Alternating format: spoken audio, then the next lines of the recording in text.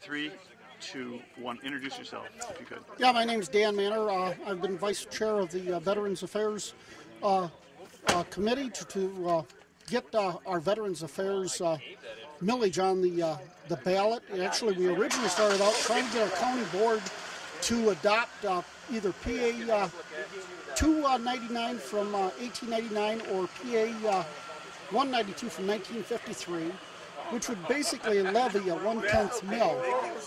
They did not want to act on it. Tonight I witnessed an appointed board that didn't really, in my opinion, did not have the authority to levy a millage on us. Looks like they're going to levy a 1.5 mil on us without our vote. Our county board has finally agreed to place the Veterans Affairs millage on the ballot in November. That's 1/10 of a mil.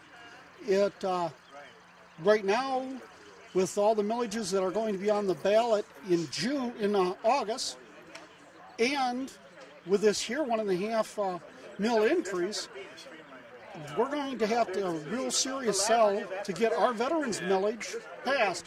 And what the veterans millage does is it's going to raise $108,000 to staff a counselor to work with veterans in the county, and with the downgrading of our military forces due to the de-escalation of our overseas wars, we're going to have a lot of our veterans from this area returning home, and a lot of them, the reason they went in the service is there are no job opportunities here.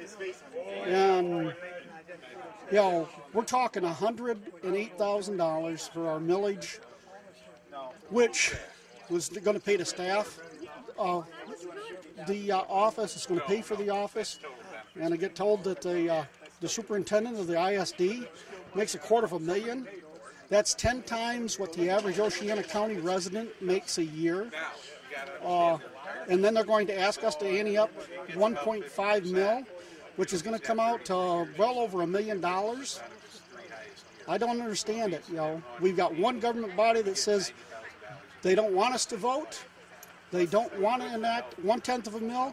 Then we've got another government body, which wasn't even elected, that just wants to go ahead and push through a 1.5 mil increase without our vote. So what do you think this foreboding in terms of the prospects of the veterans millage?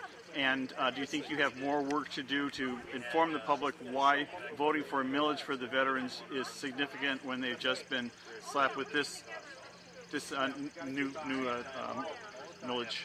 Well, originally we had wanted to place this veterans millage on the August ballot, and we were advised against placing it on the August ballot because there's already like 5 different millages on the August ballot, and if we placed it on there, the chances of it getting passed would be slim. I think we still can get it passed, but it's going to take a lot more work with this here. This is just one more nail in our coffin. Okay. And any other final comments about public participation and making sure people stay aware of these things so they don't find themselves out in the cold? Well, in the 1930s, a country was in extreme economic distress, and at the time, they placed a man in charge. They basically gave away all their rights for economic gain. Tonight, they try to tell us how much we're going to save. We've got to be involved. We've got to be careful about those that want to take care of us. We have got to take care of ourselves.